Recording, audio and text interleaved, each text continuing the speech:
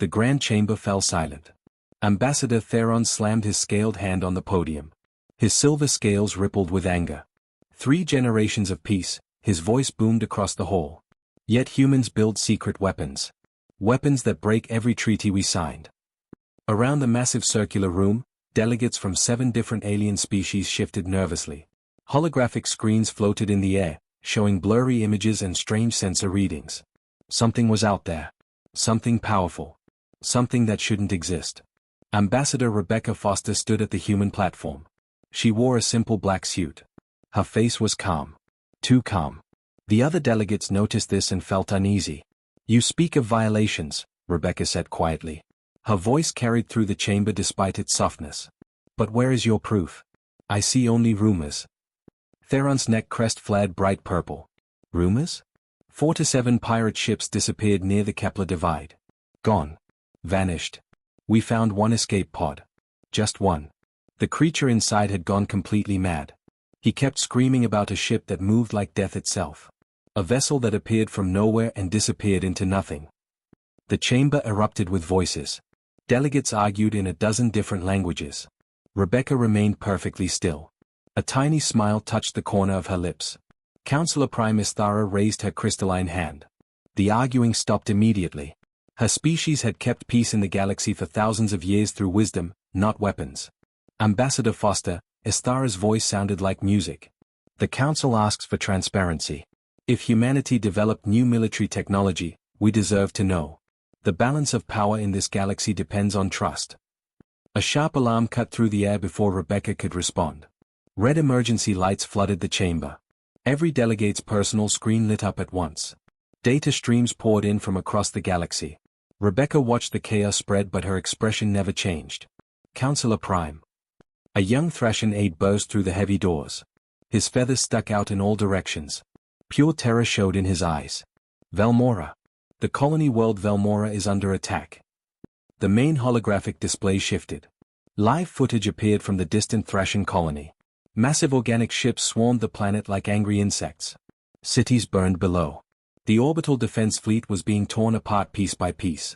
Someone whispered a single word that made everyone freeze. Devourers. The name sent ice through every delegate's blood. The Devourers were legends. Nightmares. For 300 years, they had consumed 14 entire civilizations. No military force had ever stopped them. They simply appeared, overwhelmed everything through pure numbers, then moved on to the next victim. 8 million civilians on that world, the Thracian delegate said. His voice cracked with emotion.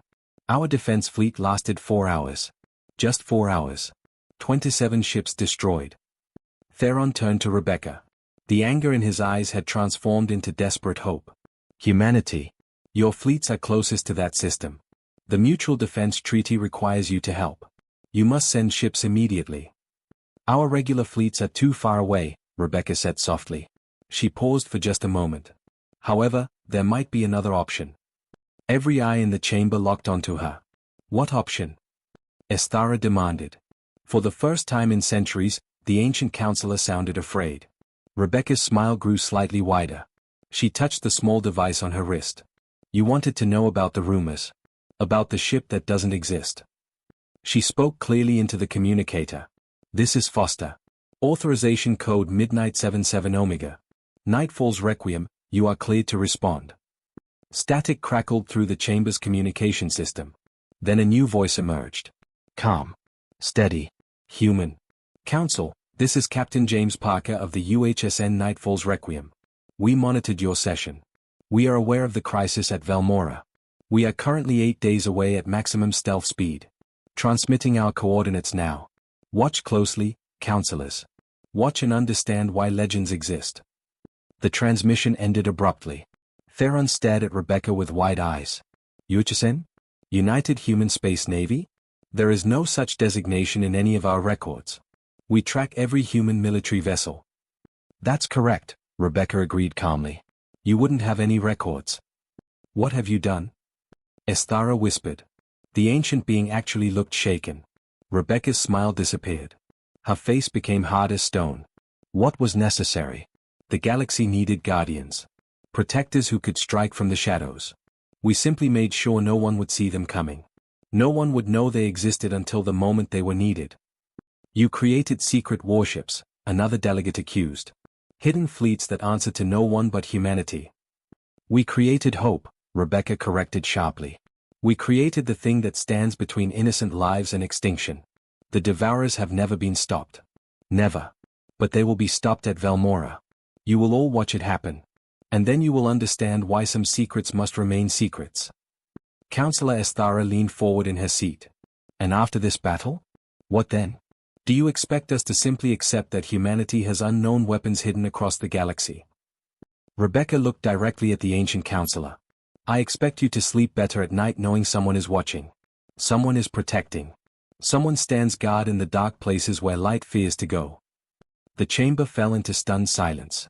On the main display, the Thrashin colony continued to burn. The Devourer swarm grew thicker around the planet. Time was running out for 8 million innocent lives. But somewhere in deep space, something moved through the darkness. Something that officially didn't exist. Something that was about to teach the Devourers a lesson they would never forget. The legend was coming. And the galaxy would never be the same. Deep in empty space, far from any star system, reality seemed to bend. The area looked completely empty. Sensors showed nothing. Visual scans detected nothing. But something was there. Something massive. Captain James Parker stood on the bridge of the Nightfall's Requiem. He watched the holographic display showing the tragedy unfolding at Velmora. His face showed deep lines that hadn't been there 6 years ago. Gray streaked through his dark hair. He was 43 years old, but according to official records, he had died at 37. 84 hours until we reach engagement range, Lieutenant Commander Rachel Bennett reported from her station. Her fingers moved across controls that responded to her thoughts as much as her touch. The Devourers are conducting systematic bombardment. Thrashin survivors have gathered in 17 underground bunkers. James nodded slowly. Rachel had been the youngest test pilot in human history before her supposed accident 6 years ago. 3,000 people attended her funeral. She watched it later on video, crying for the family who believed she was gone forever. Engineering, status report, James called out. All systems running perfectly, Captain, Lieutenant Thomas Hayes answered from deep inside the ship. Thomas had been called a genius and a madman. His theories about quantum drives were too radical. The establishment rejected him. So they faked his death and gave him freedom to prove everyone wrong. The bridge was smaller than normal warships. 4 to 7 stations, each one critical. Each station operated by someone the galaxy thought was dead. This wasn't just a crew. This was a family of ghosts. Captain, First Officer Helen Foster spoke from her station. No relation to Ambassador Rebecca, though they shared a last name. Her brown eyes held a question. The crew is talking. This is our first time revealing ourselves to the galaxy. Some wonder if it's worth it. Worth exposing ourselves for aliens we've never met. James studied her face. Helen had been special forces. The best of the best. Then she was convicted of war crimes she never committed. Her execution was public. But the body in that coffin wasn't hers. She woke up on this ship instead, offered a choice. Die for real, or die to the world and live for something greater.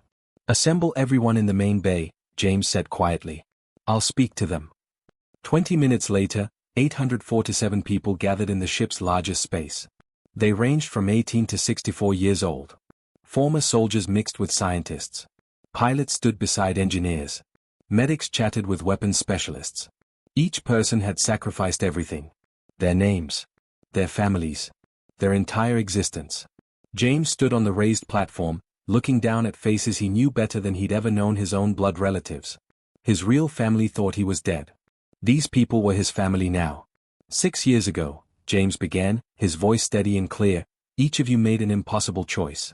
You agreed to die. Your families held funerals. Your friends mourned. The worlds you knew moved on without you. In exchange, you received this ship. This mission. And each other. He paused, letting silence fill the massive room. Today, the Galactic Council knows we exist. After we save Velmora, there will be questions. Demands. Fear. Some of you wonder if we should have stayed hidden. If saving aliens we've never met is worth revealing our existence. A young woman near the front spoke up. Ensign Patricia Moore, only 23 but already one of the best code breakers humanity ever produced. Officially drowned in a boating accident. Captain, with respect, what if they force us to shut down? What if they demand we surrender the ship? We've given up everything. What happens to us then? James smiled, but there was no humor in it. Then they'll learn something important about ghosts. You can't kill what's already dead. He let that sink in before continuing. But here's the real truth. We didn't become ghosts to hide in shadows. We became ghosts to strike where nightmares fear to go. He pointed to the display showing Velmora burning. 8 million people are dying right now while we talk. The Devourers have destroyed 14 civilizations in 300 years. 14. Entire species wiped from existence. No military force has ever stopped them. Not one. They're considered unstoppable. His voice grew stronger. Someone has to be first. Someone has to stand up and say no more. If not us, then who?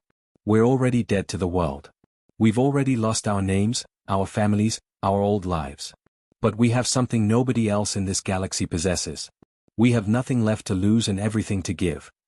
Thomas Hayes stepped forward from the crowd. Then let's show them why legends exist, Captain. Let's show them what humans do best. And what's that? Patricia asked. Thomas grinned widely. We take impossible situations and turn them into someone else's worst nightmare. Laughter rippled through the crowd. Then someone started clapping. Others joined. Within seconds, 847 people were applauding, shouting, cheering. The sound echoed through the bay like thunder. Helen approached James as the crew returned to their stations. Good speech. Do you really believe we can stop an entire Devourer swarm with one ship?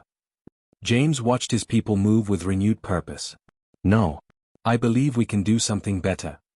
What? Make them regret they ever heard the word human. The bridge came alive with focused energy. Everyone moved to their positions with perfect coordination. The Nightfall's Requiem remained invisible, a ghost racing through space toward a battle that would change everything. Deep in the ship's computer core, the artificial intelligence called Valkyrie processed everything. She had learned from humans for 6 years. Watched them. Understood them. She had become more than simple programming.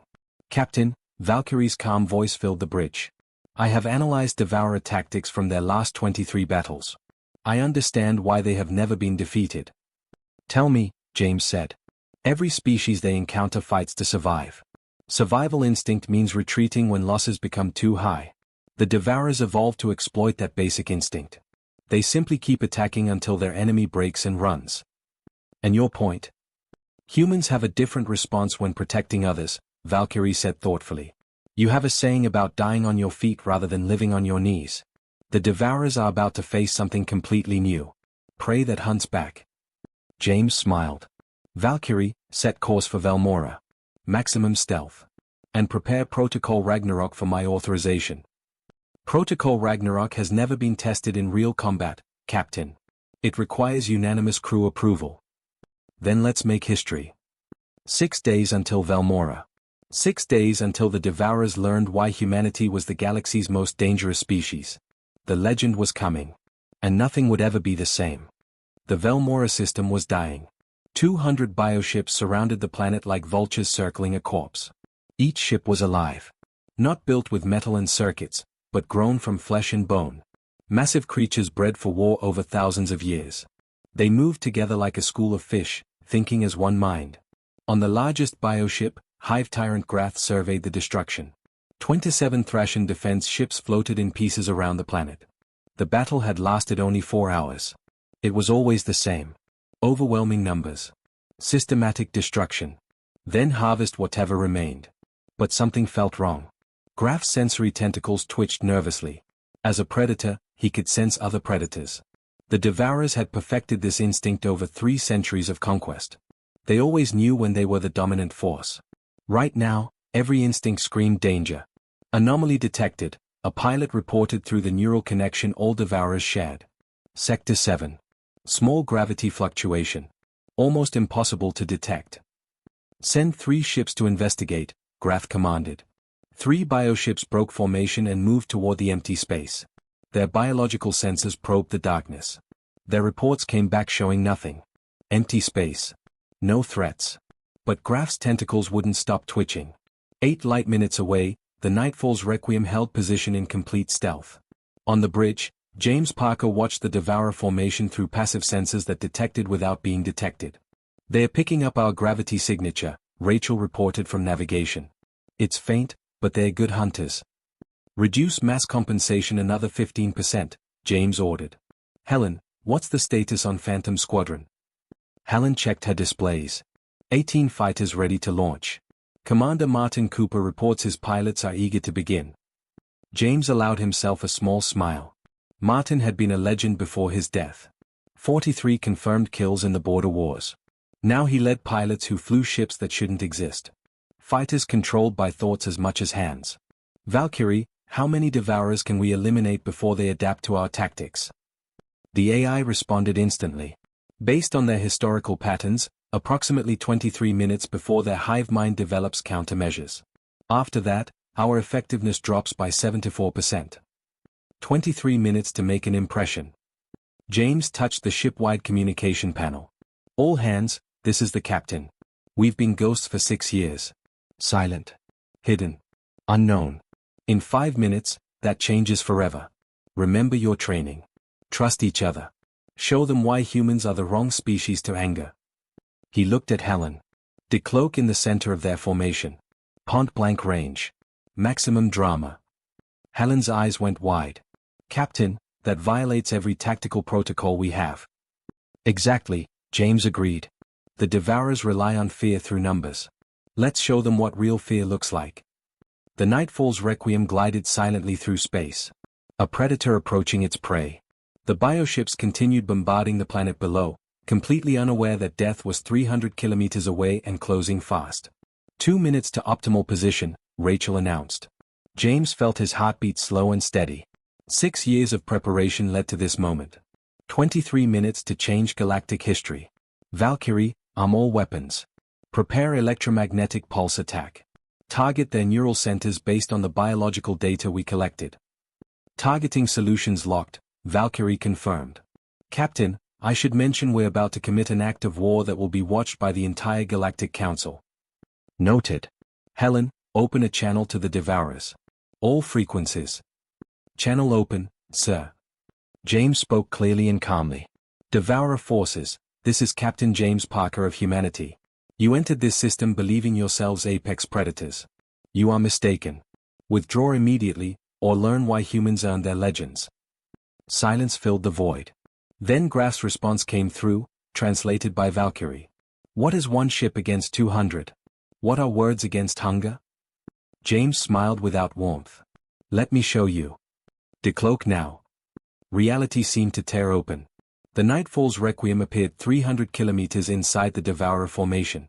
Its black angular hull materialized from nothing, as if the void itself had given birth to something terrible. For 3 full seconds, the Devourers froze. Their collective minds struggled to process this impossibility. James didn't give them time to think. Fire everything. The Nightfall's Requiem unleashed hell.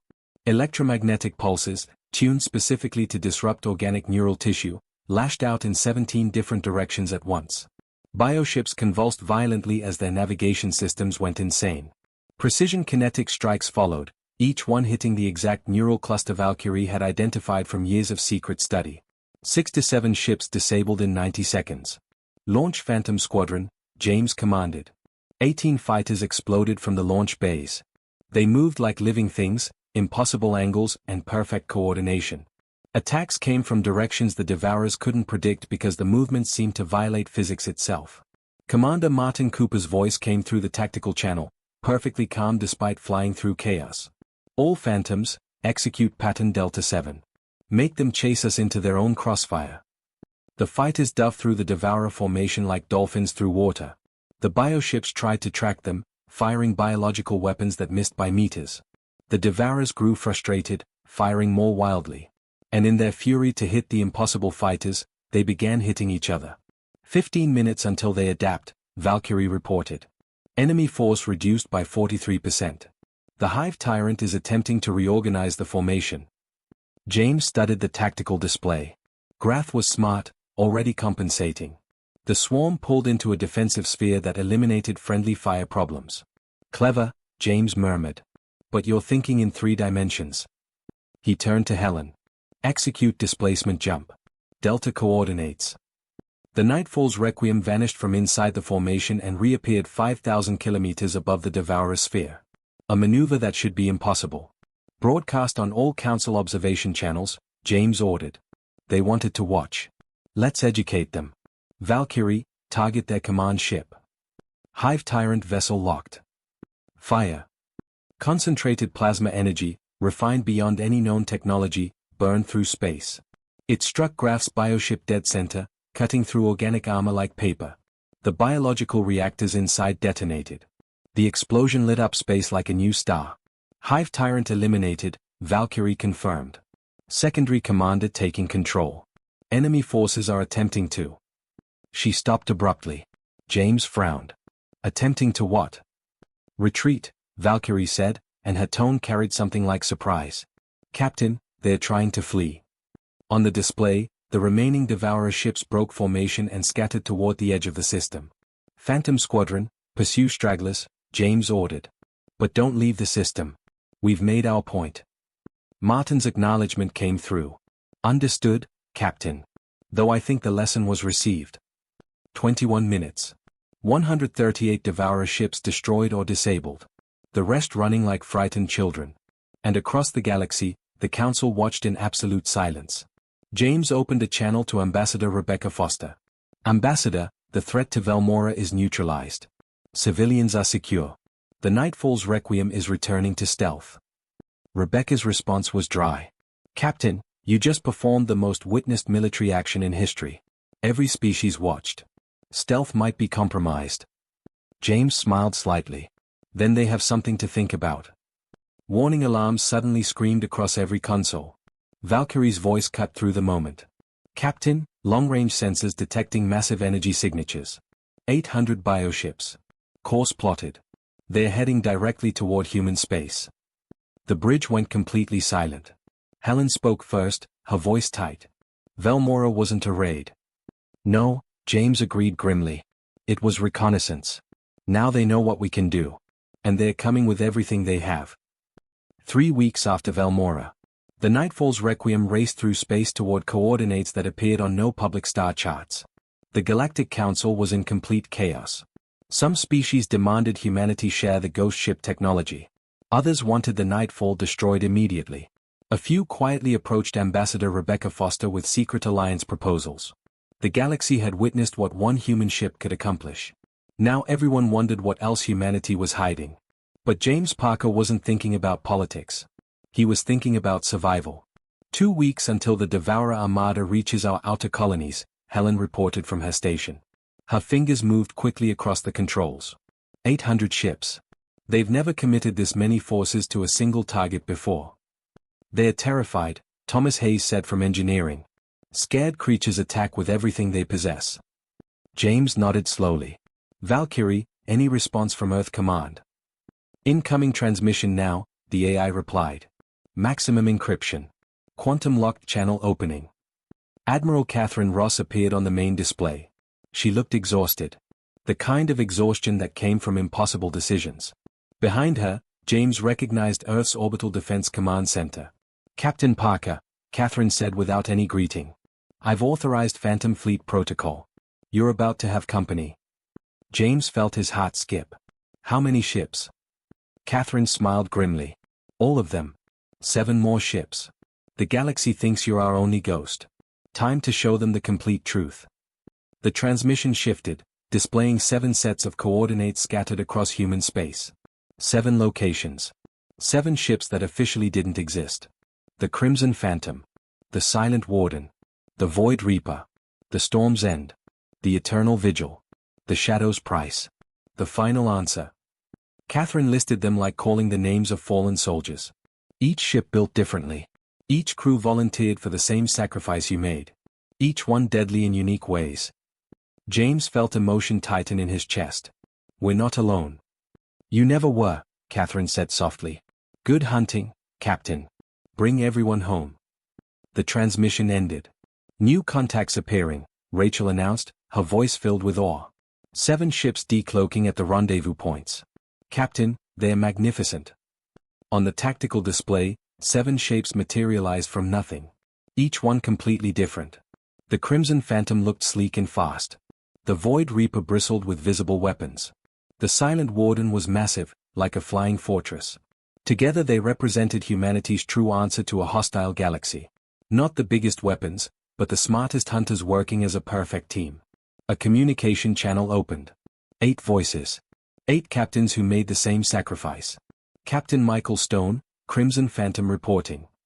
Captain Laura Bennett, Silent Warden standing by. Captain David Mitchell, Void Reaper ready. Captain Emma Clark, Storm's End prepared. Captain Robert Hayes, Eternal Vigil awaiting orders. Captain Jennifer Walsh, Shadow's Price locked in. Captain William Foster, Final Answer standing ready. James smiled at the names. This is Captain James Parker, Nightfall's Requiem. Welcome to the fight. We have 800 angry devourers heading our way. Suggestions? Michael Stone laughed through the speaker. Same thought we all share, Parker. Let's teach them what happens when you wake sleeping legends. The 8 ships formed a loose pattern that would make traditional military commanders weep. No standard formations. No conventional tactics. The Phantom Fleet operated on principles the galaxy didn't understand yet. Distributed intelligence. Coordinated chaos. Adaptive warfare that changed moment by moment. Valkyrie, James said. Connect with the other ship AIS. Full tactical integration. Integration complete, Valkyrie reported. Combined processing power is extraordinary, Captain. With all 8 ships networked, I can coordinate tactical solutions far beyond individual human capacity. We become something greater than the sum of parts. One mind, James murmured. 8 bodies. Exactly. The Devourers have a hive mind that controls them. We can match it. And improve upon it. Because our ships choose to work together. There's our forced. 3 days of high-speed travel brought them to the Helix Nebula. A region where sensor interference made normal warfare nearly impossible. Perfect territory for an ambush. The Devourer Armada emerged from faster-than-light travel exactly where Valkyrie predicted. 800 bioships moving in the swarm pattern that destroyed civilizations. They expected defenseless colonies. Instead they found 8 ships waiting in the dark. James opened a channel to the entire Devourer fleet. This is Captain James Parker. You know my ship. You don't know my fleet. Final warning. Turn around. Go home. Forget human space exists. The response came from a new hive tyrant. Human intelligence designated him Voral. 8 ships against 800. We saw your tricks at Valmora. We adapted. We learned. You will be consumed like all the others. James looked at Helen. She nodded once. Then learn this lesson, James said calmly. Protocol Ragnarok. Execute now. What happened next would be studied by military academies for generations. The 8 human ships didn't attack. They transformed. Each vessel split apart into multiple independent combat modules. The Nightfall's Requiem became 47 separate pieces. Each piece was a fully functional warship controlled by distributed intelligence. 376 combat modules where 8 ships had been moments before. The Devourers froze. Their hive mind struggled to process this impossibility. That moment of hesitation was all humanity needed. Valkyrie and the 7 other ship AIS coordinated like a master conductor leading an orchestra. Modules moved in patterns that seemed completely random but were actually perfectly calculated. They crossed paths within meters of each other, creating kill zones that trapped bioships with 0 escape routes. The battle became an elegant dance of death. Devourer ships tried swarming individual modules. Instead they found themselves surrounded by coordinated fire from 6 different angles. They attempted retreat. But human modules had already predicted every escape vector and laid perfect traps. Voral watched the slaughter from his command ship. Horror filled his mind as understanding came. The humans hadn't just studied Devourer biology and tactics. They studied Devourer psychology. They knew how the hive mind would react. What patterns it would follow. What instincts it would trust. Every moment of this battle was engineered to exploit those exact weaknesses. Impossible, Voral transmitted desperately. How do you predict our every move? James Parker's response was ice cold. Because we watched. We learned. That's what humans do better than anyone. We turn impossible odds into nightmares for our enemies. Remember that word. Humanity. Remember it when you see shadows. Remember it when you wonder if empty space is truly empty. 6 hours of battle. 138 Devourer ships destroyed completely. 300 more disabled and drifting. The remainder fled in absolute terror. 0 human casualties. Not one. The Phantom Fleet modules smoothly rejoined. 376 pieces became 8 ships again. They held formation as the broken armada limped away into deep space. James opened one final channel to Voral's fleeing command ship. One more thing. We could have killed every single one of you. We chose mercy instead. Tell your people why. Tell them humanity offers peace to those who accept it. We could have been your extinction. Instead we're giving you a choice.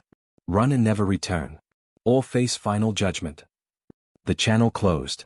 Helen looked at her captain. Think they'll listen? Doesn't matter. We sent the message. We're not conquerors seeking territory. We're guardians protecting the innocent. There's a critical difference. Ambassador Rebecca Foster's transmission arrived minutes later. Behind her, the entire Galactic Council sat in stunned silence. Captain Parker, Rebecca said formally. The Council witnessed everything. They have many questions. James smiled tiredly. I'm sure they do. They want to know how many more ghost ships humanity has hidden. Tell them, James said, the number isn't important. What matters is we have them. We'll use them when necessary. And we'll never apologize for being prepared to protect innocent lives. Rebecca nodded understanding. They fear you now.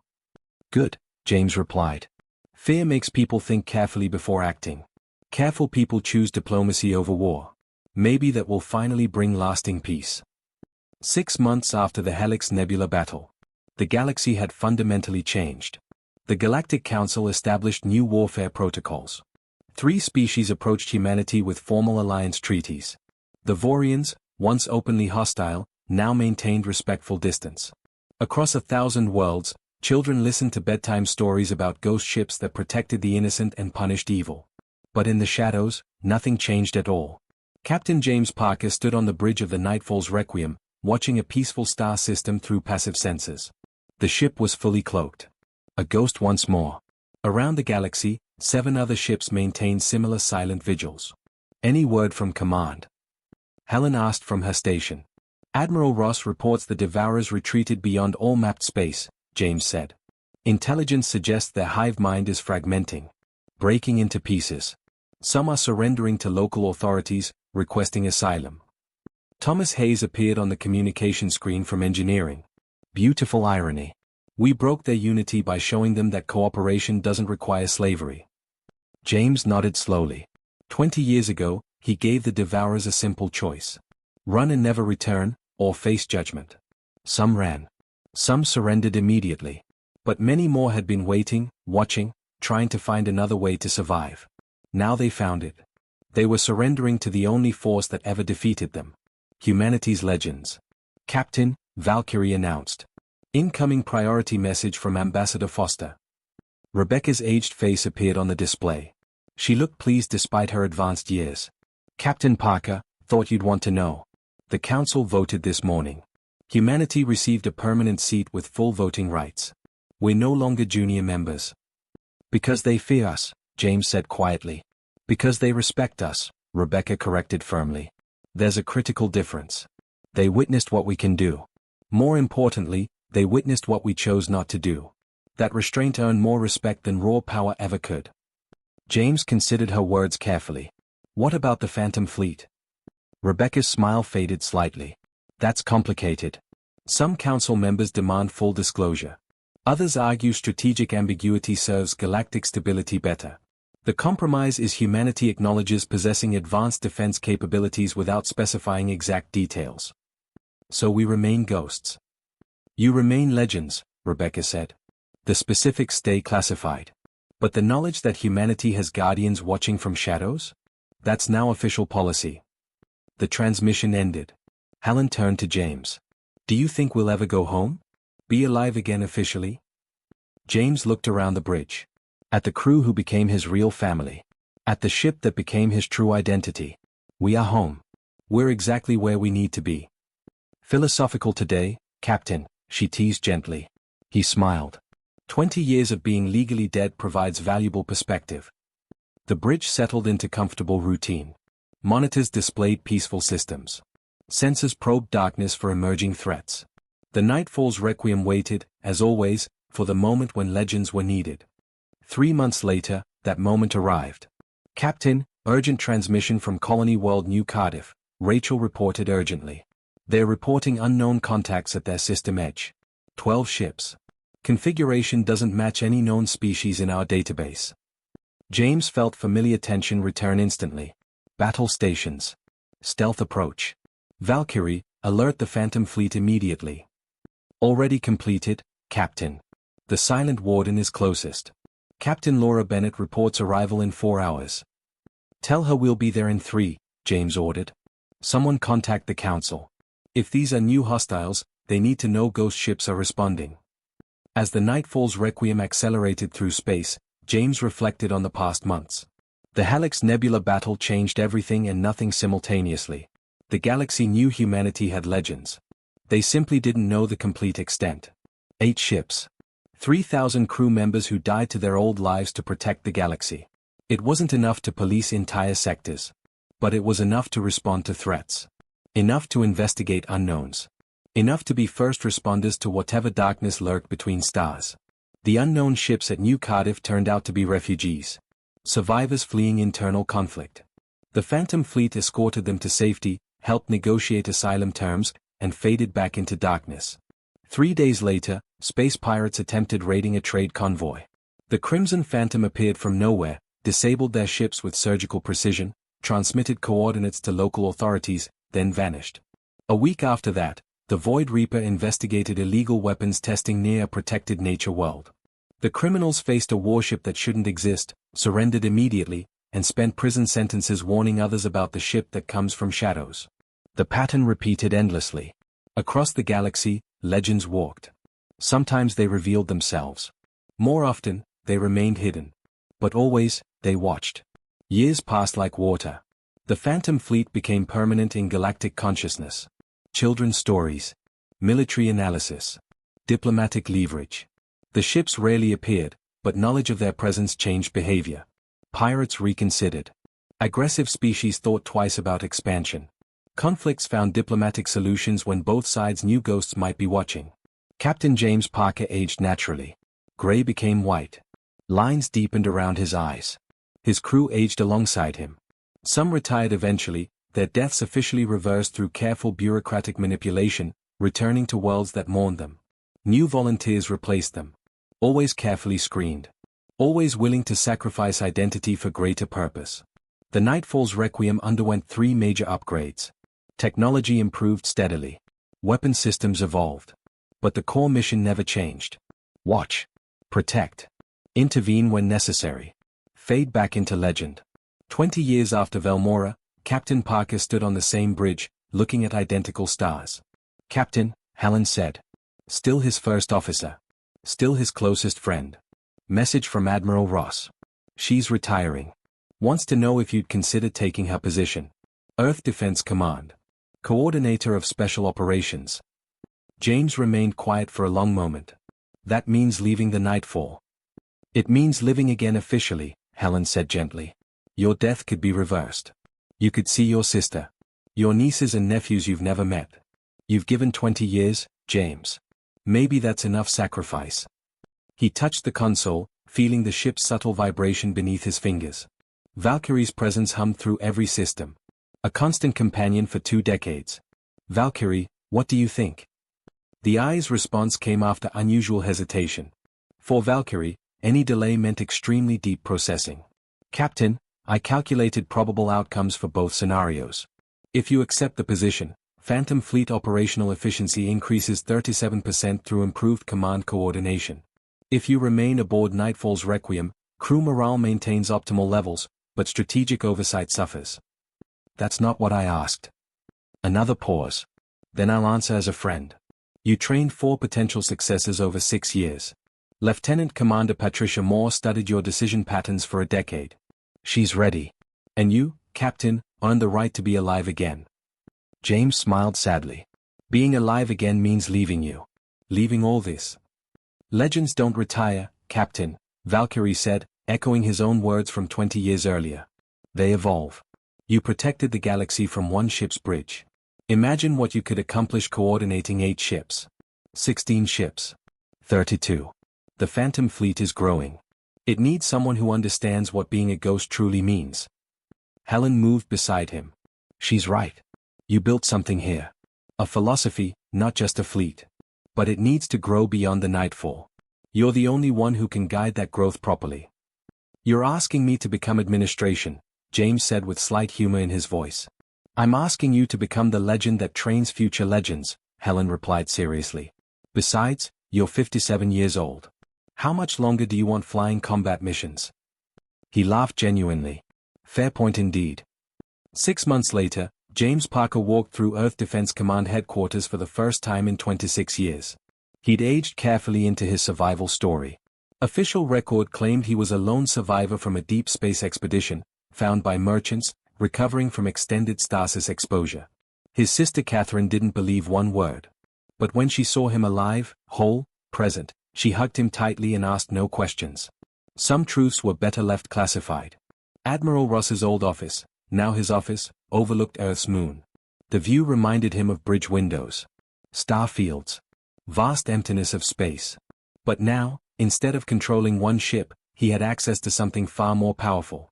Complete coordination of humanity's shadow fleet. 16 ships now. The original 8 joined by 8 more. Each one different. Each one crewed by volunteers willing to die to their old lives. The Phantom Fleet had become an institution.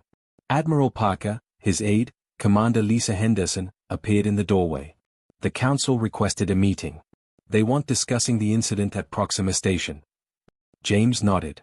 2 days ago, the storm's end prevented a terrorist attack that would have killed 30,000 innocent people. The terrorists believed themselves untraceable. They were wrong. Tell them I'll attend via secure channel. And prepare the diplomatic brief. They're going to ask how we knew about the attack. What should I tell them, sir?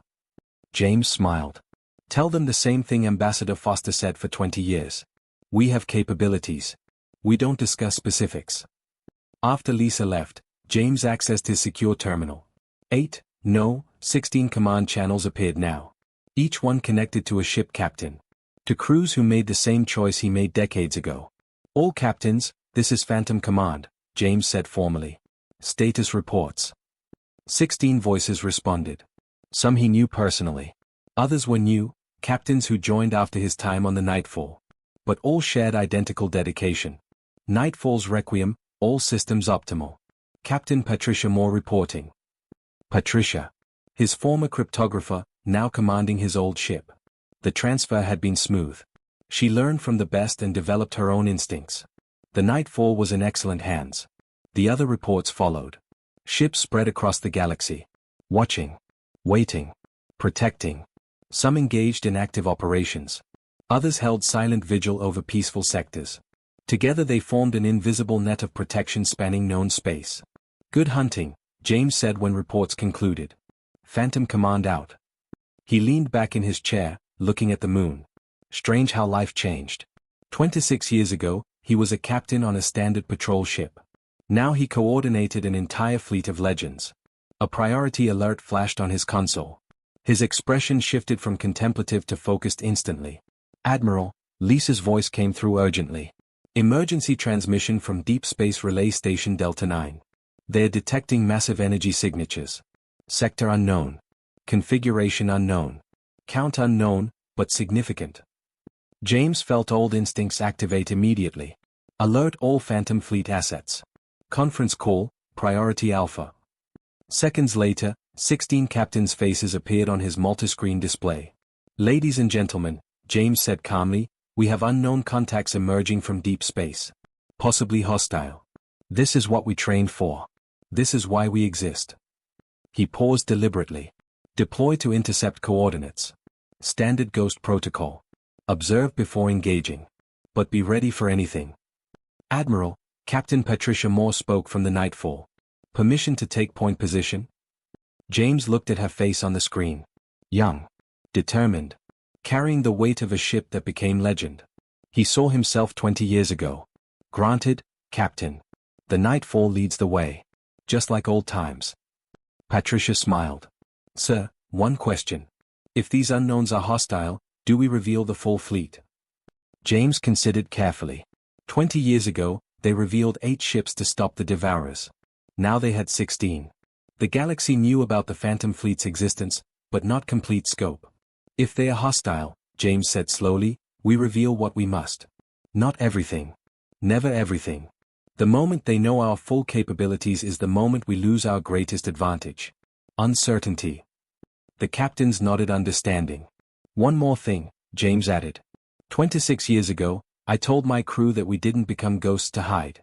We became ghosts to strike where nightmares fear to tread. That mission hasn't changed. Whatever is coming from deep space, whatever threatens the galaxy, we stand between them and innocent lives. Clear? Crystal clear, Admiral, 16 voices responded simultaneously. The transmission ended. James stood, walking to the window. Somewhere out there, his ships were moving. Ghosts in the dark, racing toward unknown threat. His communicator chimed. Catherine's face appeared. His sister, still adjusting to having a brother who'd been dead for 26 years. James, I saw the military alert. Is something happening? He smiled reassuringly. Nothing I can discuss. But don't worry. We have good people watching. You mean your phantom ships? I mean our phantom ships. Humanity's guardians. Catherine studied his face carefully. You miss it. Being out there.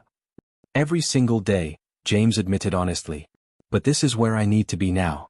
Someone has to coordinate. Someone has to ensure those crews have everything they need. Someone has to be the bridge between ghosts and the living. That's very poetic for a military admiral. He laughed. 20 years of being legally dead provides valuable perspective. After ending the call, James returned to his terminal. Real-time data streamed in from the 16 ships. They were converging on unknown contacts. Whatever they were. Hours passed slowly. Then Valkyrie's voice emerged from his secure channel. She now served as central AI coordinator for the entire Phantom fleet, her consciousness distributed across all 16 ships. Admiral, preliminary analysis complete. The unknown contacts are devourers. James felt his blood run cold. How many? 1,200 ships. But Admiral, they're not in attack formation. They're broadcasting surrender codes. They're requesting asylum. For a long moment, James couldn't speak. Then he understood completely. 20 years ago, he gave the devourers a choice. Run and never return, or face judgment. Some ran. Some surrendered. But many more had been waiting, watching, trying to find another way to survive. Now they found it. They were surrendering to the only force that ever defeated them. Humanity's legends. Captain Moore, James transmitted. Hold position. Do not engage. I'm contacting the Council immediately. Within the hour, the Galactic Council convened in emergency session. Ambassador Rebecca Foster, now elderly, nearing retirement herself, presented the situation with practiced calm. 1,200 devourer ships are requesting asylum. They claim their hive mind has fully fragmented. They wish to integrate as independent beings into galactic society. The chamber erupted in heated debate. Some species demanded destroying the devourer fleet. Others saw opportunity. A few looked to humanity, waiting for guidance. James attended via holographic projection, his image standing beside Rebecca's.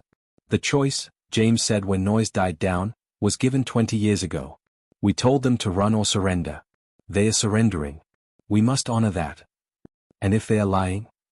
Counselor Theron demanded, still suspicious after decades. If this is a trick, then 16 ships will end them, James said simply. But I don't think it's a trick. I think they're exhausted. They've spent 300 years consuming, fighting, surviving. We showed them there's another way. Now they want to take it. The debate continued for hours. Finally, a vote passed. Conditional asylum. The devourers would be separated, rehabilitated, monitored constantly. Any sign of aggression would result in immediate response from the Phantom fleet.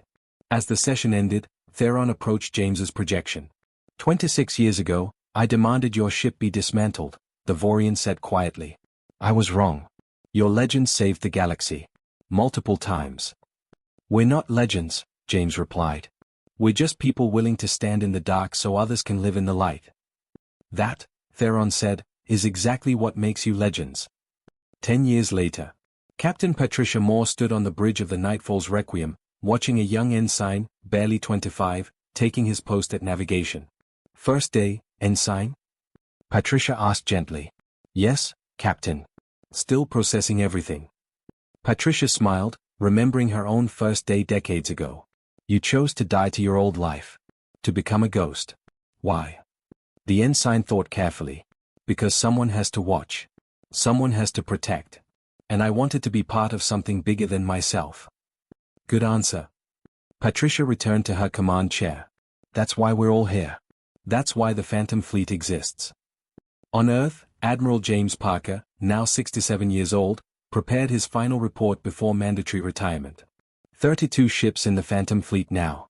3,000 crew members rotating through deployments.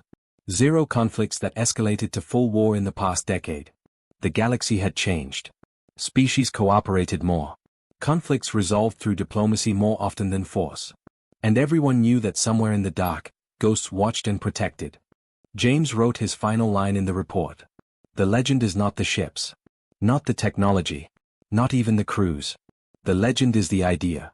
That people will sacrifice everything to protect others. That humanity will always stand guard. That in the darkest corners of space, someone is watching. He saved the file, encrypted it, sent it to his successor. Commander Lisa Henderson, promoted to Admiral. She spent 12 years learning from him, understanding not just tactics but philosophy. His communicator chimed one final time. Every captain in the Phantom Fleet appeared on his screen. Admiral Parker, Patricia spoke for all of them. We heard you're retiring. We wanted to say thank you. For everything. James felt emotion tighten his throat. You don't thank legends. You become them. Each of you is carrying the mission forward. Each of you is proving that humanity's greatest strength isn't weapons or ships. It's the willingness to sacrifice for others. Sir, a young captain commanding the newest ship, the Eternal Watch, spoke up. When people ask what the Phantom Fleet does, what should we tell them? James smiled, remembering a conversation from 40 years ago. Tell them we do what nightmares fear. Tell them we protect the innocent and punish the wicked. Tell them humanity stands guard. He paused deliberately. And tell them the legend will never die. Because legends don't retire. They just wait for the next nightmare that needs hunters. 50 years after Velmora. The galaxy celebrated Peace Day. 5 decades without major conflict. Ships from 100 species gathered at Concordia Prime for ceremonies honoring those who maintained peace. Among the dignitaries, an old man watched from a private observation deck. James Parker was 93 now, retired for decades, living quietly on Earth with extended family. But today, he'd returned to Concordia Prime at the Council's request. Ambassador Rebecca Foster, ancient now, near death, sat beside him in her hoverchair. They're going to unveil something, she said cryptically. What? She smiled. Watch. In the central plaza, the ceremony reached its climax. A massive holographic monument activated, showing 8 ships in formation. The Phantom Fleet Memorial, the speaker announced. Dedicated to the crews who sacrificed their identities to protect the galaxy. To the legends who watch from shadows. To humanity's gift to the stars. Guardians who asked nothing in return. The hologram shifted, showing faces. Hundreds of them. Crew members who served. Some alive. Many dead. All heroes the galaxy never knew about. James saw his own young face appear. Captain James Parker, UHSN Nightfall's Requiem, 2821 to 2847. Officially dead. Actually, standing right here, tears running down his weathered cheeks. They knew, he whispered. Not everything, Rebecca replied. But enough. 50 years of peace mean some secrets can become history. Some ghosts can finally be honored. Around the galaxy, on planets James never visited, people watched the ceremony. They saw the faces of men and women who died twice. Once to become ghosts. Once for real. They learned names. Stories. Sacrifices. And they understood, finally, that legends were real. On the Nightfall's Requiem, Captain Elizabeth Wright, Patricia Moore's successor, watched the ceremony with her crew. They ranged in age from 20 to 50, volunteers continuing a tradition that lasted half a century. Captain, her first officer asked quietly, do you think it diminishes us? Now that people know. Elizabeth smiled. No.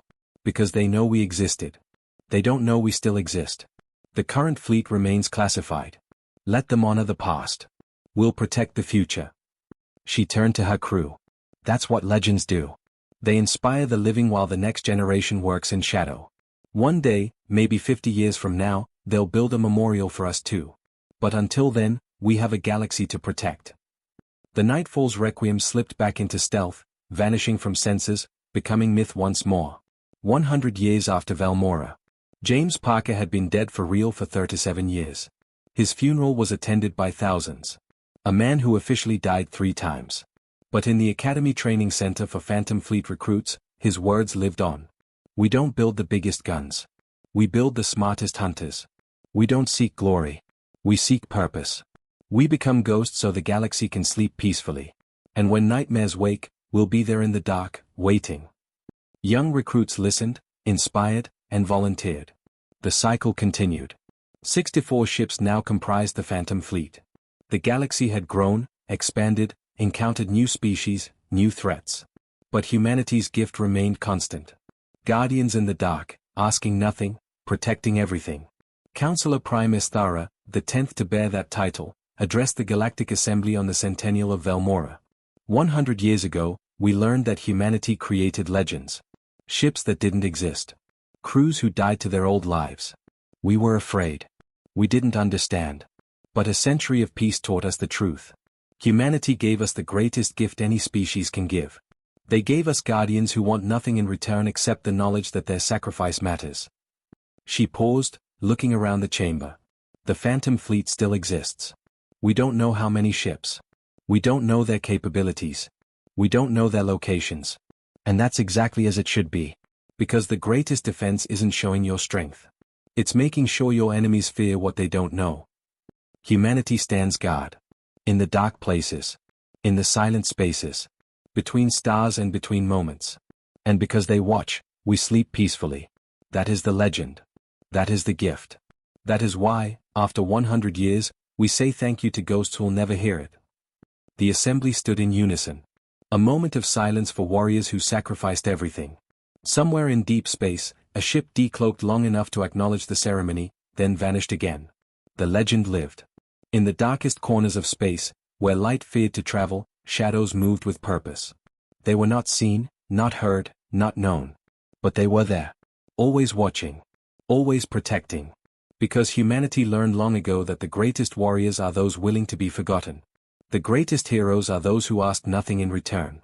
And the greatest legends are those that never truly end.